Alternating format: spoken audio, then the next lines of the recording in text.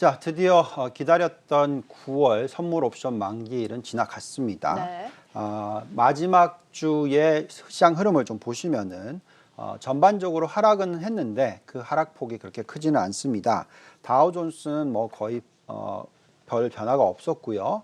S&P가 0.4%, 나스닥이 0.56% 정도 하락을 했고, 또 반면 이 중소형주들은 2.67% 상승하는 모습 보여줬었습니다. 자, 만기를 잘 넘겼으니까 다시 그럼 증시가 상승 추세를 가지고 올 것인가 하는 부분에 있어서는 그럴 가능성이 충분히 있다라고 판단을 합니다. 물론 아직까지 이 대선이 남아 있기 때문에 이 대선 결과에 따라서 변동성이 계속적으로 유지될 수 있는 가능성은 있습니다. 그렇지만 대선에서 민주당의 바이든이 당선이 되고 또 법인세를 21%에서 28%로 인상한다 하더라도 실질적으로 시장에 미치는 영향은 그렇게 크지 않을 것이다라고 판단을 하고 있기 때문에 이제부터는 미국 증시에 대해서 좀 더 긍정적으로 바라보셔야 된다라고 말씀을 드리고 있습니다. 네. 자, 그렇다면 미 대선이 어떻게 시장에 영향을 미치는지 한번 보겠습니다. 단기적인 시장 흐름부터 보면요. 이 다우존스를 보시면 대통령이 당선된 분기 그리고 또 그 다음 분기를 보시면 상승률이 상당히 두드러지게 저렇게 빨간 박스가 나와 있죠. 네. 그러니까 4%, 5% 가까이 상승하는 그런 모습을 보여줍니다. 또 S&P 500을 한번 보시면은 과거 1928년부터 2012년까지를 보시면 네네. 1년 차에 4%, 2년 차에 4.5%, 3년 차에 13.5%, 또 4년 차에는 7% 정도 상승을 하면서 전체적으로 한 29% 정도 상승하는 그런 대통령 임기 기간 동안의 평균이 그렇습니다. 자, 이 부분을 트럼프가 지금 당선됐을 때부터 보면은 첫 해에 지금 벌써 19.1%나 상승을 했죠. 네네. 그런데 평균 상승폭이 4%니까 뭐 초과 수익률이 거의 15% 가까이 들어왔었죠. 그럼 이 초과 수익률은 왜 들어왔냐? 그만큼 법인세를 인하했기 때문에 네. 그랬다라고 보시면 될 것 같습니다. 그다음에 두 번째가 5.1% 상승을 했으니까 평균 4.5%랑 좀 비슷한 숫자. 그렇죠? 자, 그다음에 세 번째 해가 13.8% 정도 상승을 했는데 실질적으로 평균적으로 보면 한 13.5%니까 또 비슷합니다. 그렇죠? 그래서 둘째와 셋째는 큰 변화가 없고요. 넷째 해인 지금 보시면은 상승폭이 5% 정도밖에 안 들어오고 있어요. 네네. 평균치가 한 7% 정도입니다. 그러니까 지금 왜 그러면 이 네 번째 해인 지금 현재 시점이 수익률이 덜하냐? 결국은 바이든이 당선이 될 가능성이 생겼고 여기에 또 바이든이 법인세를 올리겠다라는 얘기를 했기 때문에 그 영향 때문이다라고 보시면 될 것 같습니다. 자, 그래서 이 부분을 좀 잘 생각해 보면 앞으로 1년간의 이 미국 증시의 수익률 어떨까요? 한번 좀 계산을 해보겠습니다. 자, 그러면 만약에 이 법인세를 인상을 했었을 때 미치는 영향이 어느 정도로 계산을 해보면 우리가 좀 답을 얻을 수 있을 것 같아서 한번 해봤습니다. 여기 보시면 이제 S&P 500을 보시면은 지금 현재의 상승 여력은 한 11.5% 정도 되는데 만약에 법인세를 지금 21%에서 28%로 인상을 하면 이 잔존가치 모델상으로는 상승 여력이 한 12.2% 정도 하락하게 됩니다. 자, 그래서 아까 말씀드렸듯이 초과 수익률 한 15%가 나왔잖아요. 그것을 빼면 이 12.2%를 빼면 거의 비슷한 숫자가 나오지 않습니까? 그래서 결국은 그럼 앞으로 1년 동안에 만약에 바이든이 당선이 됐다라고 가정을 한다면 지금 덜 오른 부분 한 2%에 또 1년 동안에 오를 부분 한 4%, 한 6% 정도잖아요. 여기서 12.2%를 빼면 그렇죠? 한 6%에서 7% 정도는 마이너스가 나오죠. 즉 바이든이 당선이 된다면 앞으로 1년 동안에 다른 것을 전혀 감안하지 않고 그냥 딱 이 대선 요소만 가지고 계산을 하면 1년 동안에 한 7% 정도, 6에서 7% 정도 하락할 가능성이 바이든이 당선이 되면 그 법인세를 올리면 있을 수 있다라고 볼 수 있습니다. 자, 그렇지만 만약에 트럼프 대통령이 당선이 된다. 자, 그러면 앞으로 1년 동안에 못 오른 2%에 4% 정도 더 오를 수 있으니까 6% 상승할 수 있는 거죠. 자, 그러면 사실 누가 당선이 될지 정확하게 모르지 않습니까?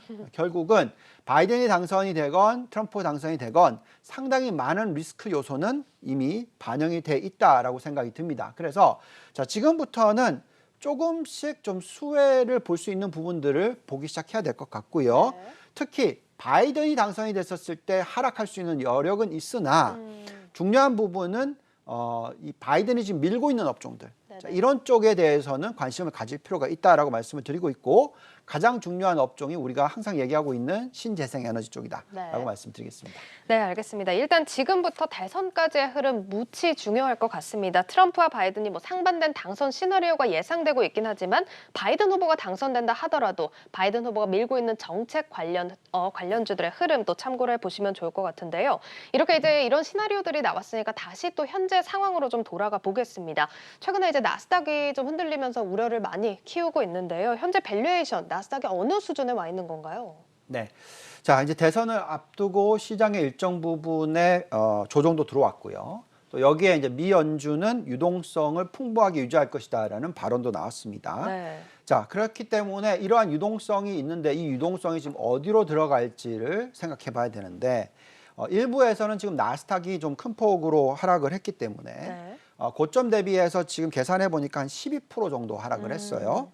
근데 S&P 500은 고점 대비해서 한 8% 정도 하락을 했으니까 초과로 한 4분의 1 정도 더 많이 하락한 게 나스닥이다. 네. 자, 그래서 일부에서는 닷컴 버블 붕괴의 시작이 아닌가라는 우려스러운 얘기를 합니다.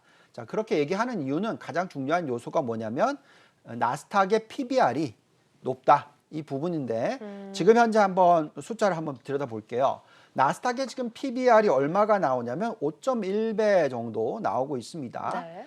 그런데 지금 S&P의 PBR은 얼마 정도 나오냐면요. 3.4배 정도 나와요. 네. 그래서 어느 정도의 이 프리미엄에 거래가 되고 있냐면 약 50% 정도 프리미엄에 거래가 되고 있다라고 말씀을 드리겠습니다. 자, 그렇다 보니까 이게 너무 높은 게 아니냐, 너무 비싼 게 아니냐, PBR이 지금 5.1배니까 그런 우려스러운 얘기들을 하시지만 중요한 부분은 여기에 나와 있듯이 나스닥의 ROE가 19.34%나 돼요. 네. 자, S&P 500의 ROE는 지금 현재 한 14% 정도밖에 되지 않습니다. 그래서 그만큼 높은 ROE를 창출해주고 있다는 게 중요할 거고요. 또 여기에 보시면 이익 증가율이 나스닥은 자그마치 6% 정도 올해 같은 해에도 성장을 보여주고 있어요. S&P는 큰 폭의 하락을 할 거다라고 예상을 하고 있죠. 자, 그만큼 이익 증가율이 높게 나타나고 있고 높은 ROE를 유지하고 있다는 게 중요합니다. 그리고 또 지난주에 말씀드렸던 이 실질 성장률, 금리, 자, 이런 부분을 좀 생각해 보셔야 되는데 다시 한번 더 좀 되짚어 드릴게요. 네네. 1970년대부터 지금까지 쭉 보면 전반적으로 이 인플레이션과 경제 성장률을 두 개를 더한 수치를 가지고 저희가 계산하는데요. 저게 나와 있듯이 실질 경제 성장률이 1970년대 이때는 5%, 그리고 또 1980년대 넘어갔을 때는 3%, 그리고 또 2000년대에 닷컴 버블이 났을 때는 2%, 그리고 지금은 1%대로 떨어졌습니다. 그리고 또 인플레이션 한번 볼까요? 인플레이션을 보더라도 과거에 보시면은 1980년대 이때 보시면 7%의 인플레이션. 네. 그리고 닷컴 버블이 일어났었을 때는 인플레이션 3%대. 그리고 지금 현재는 1%대입니다. 그래서 이 인플레이션과 실질 성장률 두 개를 다 더해 보면 1980년대는 10%의 금리를 반영하는 게 맞고, 또 2000년 닷컴 버블이 일어났을 때는 한 5% 금리를 반영하는 것이 맞고, 지금은 1 더하기 1이니까 2% 정도를 반영하는 게 맞습니다. 네. 자, 그렇게 계산한다면 지금 현재 PBR 5배라고 해서 그게 고점이다라고 얘기 못한다는 말씀을 드릴게요. 즉 앞으로 PBR이 10배 이상으로 확대돼도 큰 무리가 없다라는 숫자를 말씀드릴 수가 있다라고 말씀드릴게요. 자, 그래서 지금 현재 그러면 이 PBR 5.1배가 비싸냐 하는 부분에 있어서는 우리가 나스닥 100기업을 들여다보면 그 답을 좀 얻을 수 있겠는데요. 자, 나스닥 100기업의 밸류에이션 한번 볼게요. 지금 보시면은 나스닥 100기업의 ROE는 24%를 돌파하기 시작했어요, 작년에. 네네. 그리고 앞으로 계속적으로 높은 ROE가 유지가 될 거라는 예상이 지금 되고 있습니다. 즉 이렇게 높은 ROE가 창출되다 보니까 저기에 나와 있듯이 PBR이 아까 나스닥 전체는 5.1배인데 지금 나스닥 100은 벌써 6.8배로 높아지고 있어요. 그만큼 이익 증가율이 높고 PBR이 높으니까 그것을 반영하기 시작했다라는 거죠. 여기 이익 증가율을 보시면은 아까 나스닥이 한 뭐 5% 정도 된다면 네. 지금 나스닥 100 기업은 8% 정도의 이익 증가율을 보여주고 있죠. 네. 또 내년으로 넘어가면은 18%의 이익 증가율, 나스닥은 한 15% 정도의 이익 증가율. 그러니까 계속적으로 지금 높은 성장률과 높은 ROE, 자기 자본 수익률을 보여주고 있기 때문에 이런 걸 감안했었을 때 굳이 지금 나스닥이 전체가 5.1배의 PBR이라고 해서 비싸다, 팔아야 된다 이렇게 말 못한다 말씀드리겠습니다. 네, 알겠습니다. 계속해서 좀 강조를 해주고 계십니다. 나스닥 지수 추가 상승 여력에 대해서는 좀 이견이 없어 보이는 모습인데요. 아무래도 좀 투자가 몰린 대형 기술주 위주로 또 매물이 출회되다 보니까 또 우려가 커지는 상황이지 이렇게 성장 여력이 또 낮게 나타나는 점은 아니다라는 점 계속해서 유념을 해보셔야겠습니다. 뭐 이렇게 사실 이익 증가율이 높게 나타나다 보면 S&P 500 지수보다도 더 초월하는 또 이익 성장률을 가져갈 수 있겠다 이렇게 보여지는데요. 이렇게 성장주의 전성시대를 만들어준 배경 어떤 이유가 있을까요? 네, 자 굉장히 중요한 포인트입니다. 이 부분만 꼭 기억하셔야 되는데요. 지금 이 신경제 시대가 만들어졌느냐 안 만들어졌느냐, 뭐 옛날의 역사하고 이번은 다르다, 안 다를 텐데 뭐 이런 얘기 하시는 분들도 있지만 네. 분명히 달라지고 있는 부분이 있어요. 그래서 그 부분을 정확하게 인식하셔야 됩니다. 자, 그 부분이 무엇이냐면 지금 2000년대 이후에 노동 생산성은 계속 올라가고 있어요. 그 반면에 고용이라든지 소득 수치라든지 1인당 GDP라든지는 훨씬 더 약하게 상승을 하거나 아니면 아예 올라가지 못하고 있습니다. 네. 자, 저기 차트 보시지만 회색 선을 쭉 그어보면 과거에는 꾸준히 이 노동 생산성이 올라가는 것만큼 1인당 GDP도 올라가거나 민간 고용도 올라가거나 평균 가구 소득도 올라가는 추세였어요. 근데 지금 이 회색 선 이후를 보시면은 1인당 GDP도 올라가고는 있지만 훨씬 덜 오르고 있고요. 네. 민간 고용은 거의 뭐 옆으로 가는 수준, 여기에 평균 가구 소득은 오히려 하락하는 수준을 보여주고 있잖아요. 네. 반면 지금 보시면 노동 생산성은 계속 상승을 하고 있어요. 자, 이게 무슨 얘기냐?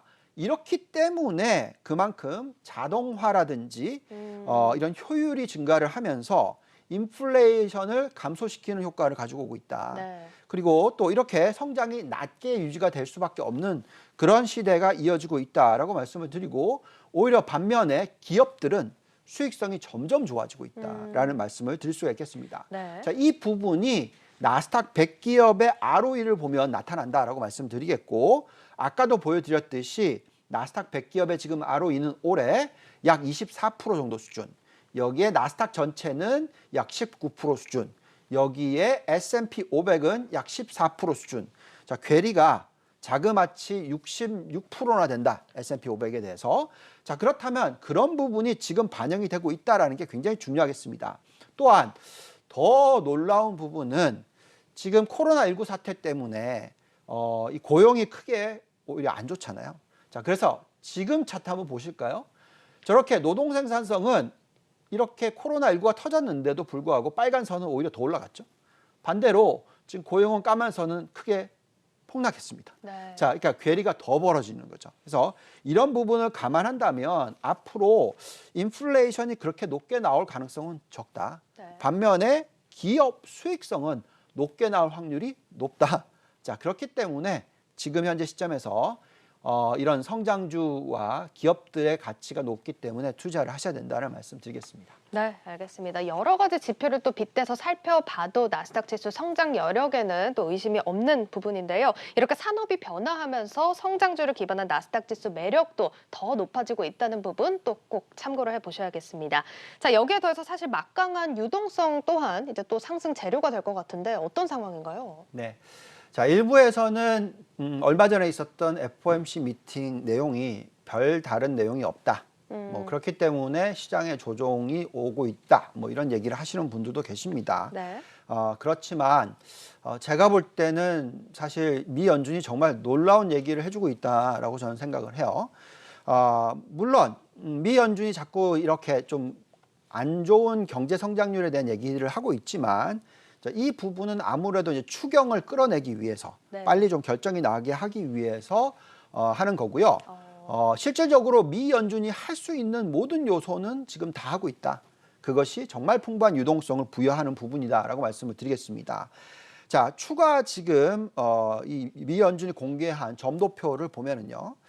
지금 FOMC 위원 17명 중에서 13명이 2023년까지는 제로 금리가 계속된다. 뭐 거의 과반수가 계속 그렇게 얘기하니까 그렇게 되겠죠. 여기에 17명 전원이 뭐라고 얘기했냐면 내년 말까지는 계속 금리 동결이다. 네. 예, 뭐 금리 안 움직이겠다는 얘기입니다. 자, 그만큼 엄청나게 유동성을 풍부하게 부여하겠다라는 얘기고요. 자, 이 얘기가 나오고 있으니까 일부에서는 이런 얘기까지 합니다. 이 정도 얘기라면은 영원히 앞으로 금리 0%라고 똑같다고 생각해도 된다. 예, 뭐 이 정도의 이 적극적인 부양 정책이다라고 얘기를 하고 있습니다. 네. 자, 여기에 지금 경제 성장률에 대한 부분에 있어서도 조금 조정이 왔는데요. 이번 올해의 경제 성장률은 예상치보다는 조금 더 하락폭을 줄이게 만들어서 얘기를 했고요. 내년도 경제 성장률은 오히려 또 예상치보다는 좀 더 떨어뜨려서 얘기를 하고 있습니다. 네. 자, 그만큼 좀 평평한 이 경제 성장률을 얘기를 하고 있고요. 그만큼 지금 앞으로 이 고용 부분이라든지 소득 증가에 있어서는 좀 우려스러운 얘기를 하고 있어요. 아까 그 차트도 보여드렸고요. 그래서 기본적으로 통화 정책과 재정 정책이 적극적일 수밖에 없다라고 생각하셔야 될 것 같습니다. 자, 지금 미 연준이 얘기하고 있는 내용을 보시면은 1,200억 달러, 약 140조 원 규모의 자산 매입을 진행하고 있다라고 얘기를 했고, 또 미 국채라든지 주택담보증권 (MBS라고 하죠). 자, 이런 부분에 있어서도 계속적으로 양적 완화를 유지할 거라고 얘기를 했습니다. 이렇게 얘기를 하면서 지난주에 어느 정도의 대차자료표 증가가 나타났냐면 539억 달러나 증가를 했고요. 네. 지금 코로나19 사태 이후에 지금 총 2.8조 달러 정도 더 늘어나고 있다라고 말씀을 드리겠습니다. 여기에 지금 이 M2 증가율 한번 보실까요? 얼마나 더 늘었냐면 24% 증가하는 숫자로 또 늘었습니다. 네. 그래서 정말 유동성을 풍부하게 부여하고 있고요. M1 증가율은 좀 떨어졌지만 그래도 38.8%가 계속 유지가 되고 있다라고 말씀을 드립니다. 자, 이렇게 유동성이 풍부하게 유지가 되면 우리가 들여다보는 적정 가치를 유동성만 가지고 계산했었을 때 어떤 숫자가 나오냐면 앞으로 1년 동안의 증시가 유동성만 놓고 보면은 한 19% 정도 상승할 수 있는 여력이 있다라고 나타나고요. 네. 또 만약에 좀 장기적으로 놓고 본다면 어느 정도 상승 여력이 나오냐면 S&P는 40%대, 나스닥은 약 뭐 60% 이상 이런 숫자가 나옵니다. 네. 차 테이블 좀 돌려주시면 네. 여기에 나와 있듯이 지금 나스닥은 60%대 이상, 64%, S&P는 40% 정도 나옵니다. 그래서 물론 저 수치에 장기적으로 도달한다 이런 얘기가 아니고요. 또 다시 말씀을 드리지만 그만큼 유동성이 풍부하다. 저 정도 상승해도 뭐 이상할 건 없다. 자, 이런 말씀을 드리는 겁니다. 그래서 계속적으로 말씀을 드리지만 펀디멘탈적인 변화, 여기에 아주 풍부한 유동성, 자, 이런 것을 감안하셨을 때 아직까지 지금 대세 하락장이 시작됐으니까 팔아야 된다 이게 아니고 쉬어갔으니까 이제 상승할 수 있는 여력이 생기니까 이 부분을 생각하면서 대선까지는 좀 걱정이 되신다. 그러면 저가 분할 매수를 하시고요. 네. 그렇지 않다. 그럼 지금이라도 매수를 적극적으로 하셔도 큰 무리는 없다라고 판단하고 있습니다. 네, 알겠습니다. 연준이 장기 저금리 기조를 유지한다 이렇게 밝히면서 유동성 측면으로 봤을 때도 장기적으로 나스닥 지수 60% 이상의 상승 여력을 가져가고 있습니다. 자, 이렇게 여러 가지 지표 모델로 성장주들의 매력도 점검을 해보고 있는데요. 추세적 주기 분석으로도 또 살펴볼 수 있다고 해요. 어떤 건가요? 네. 자, 최근에 나온 데이터를 좀 놓고 보면은 다들 뭐 고점에 왔느냐 안 왔느냐라는 얘기를 자꾸 하지만 네. 제가 보는 시각은 아직 고점의 절반, 뭐 많이 왔으면 한 3분의 2 정도 왔다라고 지금 계속 생각을 하고 있습니다. 네. 이 닷컴 버블이 일어났었을 때와 비교해도 마찬가지고요. 자, 여기에 올라오는 이 추세적 주기는 좀 장기적인 사이클을 놓고 봤을 때와도 마찬가지다라고 말씀을 드리는데 지금 저기 보시면 이제 하늘색 선이 1949년부터 1968년 동안의 지수의 움직임입니다. S&P 500의 움직임이고요. 네네. 그 다음에 이제 빨간색 선이 1982년부터 2000년 닷컴 버블 붕괴될 때까지의 추세적 주기의 선입니다. 이 주기를 보시면 평균적으로 18년, 19년 정도 이어졌던 이런 주기예요. 네, 그러면 이제 지금까지의 추세적 주기 2009년부터 사실 시작했고요. 지금 보면 까만 선입니다. 네. 지금 12년 됐으니까 아직 중간에 있죠.